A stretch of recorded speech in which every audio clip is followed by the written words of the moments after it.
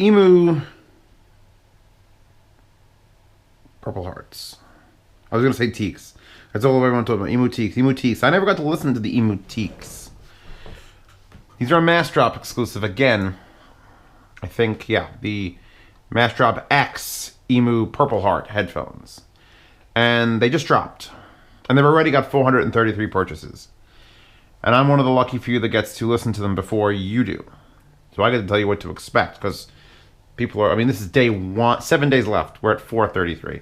Let's refresh the page even. Still 433. All right, good. So I keep hearing through the grapevine, because I want to make this perfectly clear.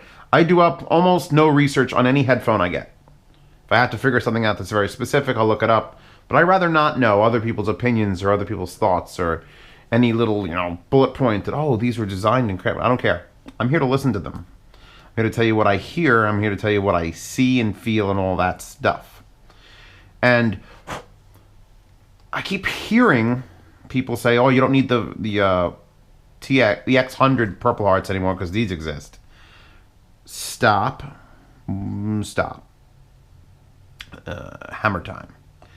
Now, granted, these are much cheaper than the X100 Purplehearts. Those are like $450 for that revision, and these are $75 shipped. And you get a lot less for your money. These are not giant killers. I don't know if people talk about giant killers, but they're not that. I would love to have heard the original Teaks, but I didn't. Now, the Purpleheart just means the wood here. This is wood. There's Purpleheart wood. You can go on Amazon and actually find sheets of it if you wanted to. Now, since this is an advanced pair, I'm gonna give it a little bit of leeway as to what you're gonna get in the box. Because I mean, if you look up here at this image, there's a big L indicating the left, and you can see it in the other pictures. And over here, these are blank. So I got these headphones, and I'm looking, and I'm like, and if you look just there, there's a little tiny L and a little tiny R. So I mean, you could sort of judge from the angle, the rake of the headband, but indicators are coming for the future models. I also swapped pads a little bit, and I noticed that this one's perfectly oval, and this one's teardrop shaped. So let's see what the actual drop quality is like as far as, are all the pads the same shape? That'd be nice. They're dark. I took out the only other headphones that are almost exactly the same cost. Wow. ATH M40Xs. Now these, of course, are modified with big pads, ZMF pads, and the better cable. But if you strip them down, these are still amazing headphones. So these are the same cost. So I'll be referencing these during this short review, which will come out real soon because the drop's on. Now, actually, they're both closed. They're both $80, roughly. They both have pads that are probably too small. I will concede that the Emu pads, even though they're only protein leather, which isn't actually leather, but it's protein leather, they are just big enough and just comfortable enough to say, okay, you can leave them. I still attempted to put the Brainwaves sheepskin on there because it is a slight, massive size difference. And comfort is all. Comfort is all. Comfort is number one. Then it's sound quality. Then it's build quality. And we'll get to that in a second. But let's get back to the sound. They're dark. Remember I said they're dark like a minute ago? Well, they're dark. What that means is comparing directly to the 40s, which I don't think anyone ever calls the 40s bright. These sound dull. Like vocal is just dull. What they have, though, is low end, not sub bass, but just a general from the mid-range down bump in bass. So you put them on, it's got that nice, fast, snappy wood sound to it, to the low end. And then the imaging is startlingly good compared to, well, imaging on these is very good. Soundstage wasn't very good until you changed the pads out to these monsters. Soundstage is better on these by default. But I'm going to get back to their dark. And listening to vocal tracks, female vocalists, it just sounds a little off. It's not ruinous. It's not like, oh my God, throw these out. But it's just a tiny touch off. Maybe because I haven't had them for very long. Usually when I get a headphone to review, it sits around for weeks. I'll get it, try it, put it to the side, do other things, come back to it. And and then away. I get to know the headphone. I've only got like 2 days with these. So it's like work now. Okay, got to use these. I took them out shopping today. I wore them with my little player, and I'm just getting used to them.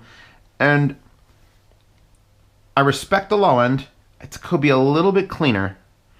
It sounds like it sounds like an $80 pair of headphones doing low end. Where these do $80 pair of headphones low end, but it's not as in your face as these. When you step up and you're screaming out, "Hey, listen to my bass!" People are gonna pay attention to it. With these, it's a little bit drawn back, so the bass is okay. It's good. I love the bass in those. Bass in these is like, wow, there's a lot of it there. Now let's critique it even further. And it's a little, I don't want to say the word wonky, but ham-fisted. A little ham-fisted, the bass. Ham-fisted bass. And I think that is part of the reason the darkness, the width, the ham-fisted bass, and the vocal unclarity. I don't want to say it's not clear. It's a very big swing from what I like and what I'm used to this. These are people call the Nighthawks dark. And that's probably because they are. And I would call these dark, and that's probably because they are. Now, reading the spec sheet just now on Massdrop, these claim to be 103 decibels, which is pretty efficient, and 32 ohm, which is low, and they'll handle 1.3 watts, which is a lot of power. And most people aren't going to have that to throw around unless you've got at least a Magni 2, and the Magni 2 Uber has... Actually, Magni 2 non-Uber is 1.2 watts, and the Magni 2 Uber is 1.5 watts. So if they take the power... So I had the Arist on, and I was pushing them through that. And there is definitely a sound change from the iFi iDAC 2 to the Arist Huron 5. Oh my God. Yes. So... Bit of a discrepancy here when listening. It's like, okay, now let's put them through that. Oh, it's a little different. It's actually a little bit clearer and better. So now it's like, if a $350 iFi and a $1,000 Arist sound a little different, then you got to wonder about how your phones are going to treat this thing.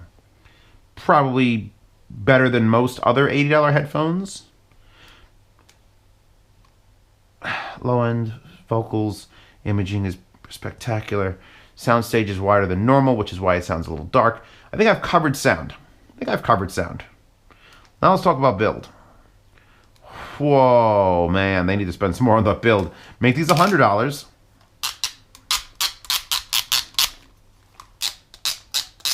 Now, granted, I don't know if this is exactly what you're going to get when that drop finishes and then they decide to build them.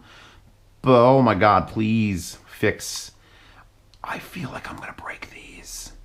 Every moment I pick them up, I'm like, please don't break. Please don't break. Oh God, are they going to break? Oh God. So, cheap plastic everywhere. Just, I mean, like preschool, kindergarten plastic everywhere. This, you can't do anything with this. This is wood. That's fine. I picked it up and I'm like, oh, there's a twist in this wire. Let me straighten that out. So I straighten out the wires. It's real hard to turn, by the way. It's got like the cheap wire, and I'm like, all right, well now they're straight. And then you, so they're, and you can't disconnect them. It's obviously attached cable. So there's a massive amount of twisting in this wire, and then I could reach up here and I could physically turn this. But I have a feeling if I keep turning that, the inside wires are going to turn. It's going to go no longer working.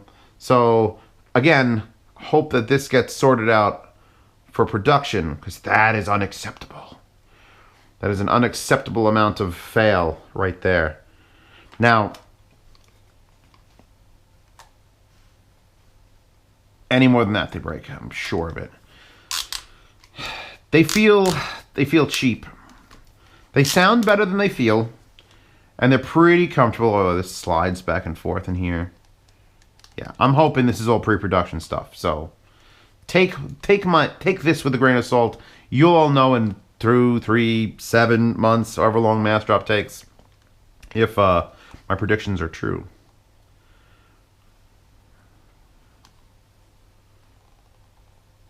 All right. Do I like these? Yes. Would I take them over the M40Xs? Possibly not.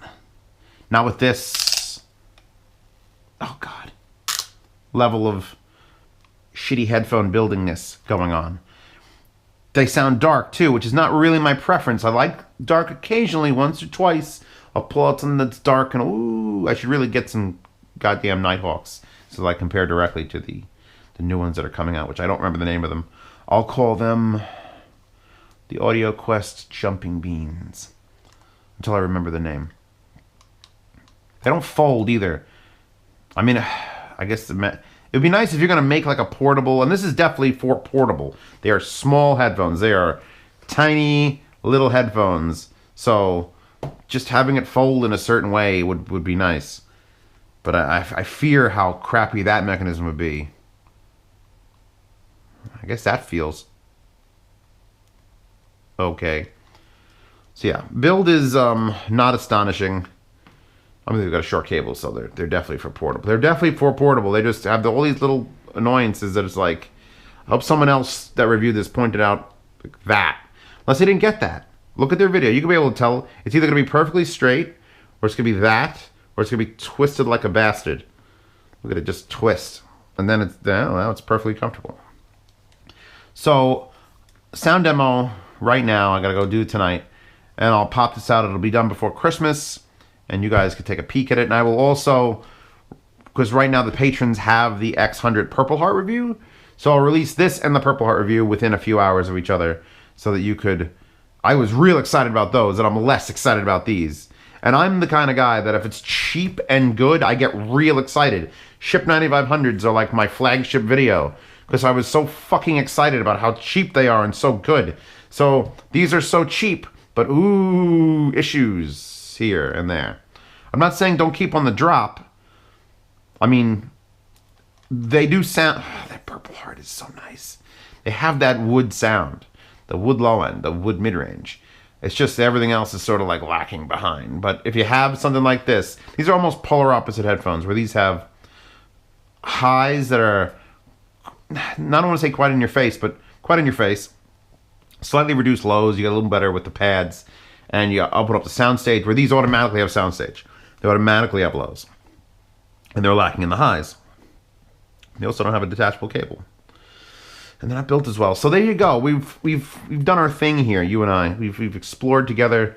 They come in a very plain cardboard box. And they're probably worth trying for $75. If they sort out some of this stuff before then, they're worth $75. If they don't, then they need to reconsider the price. Down to like $50 or $45 or $6.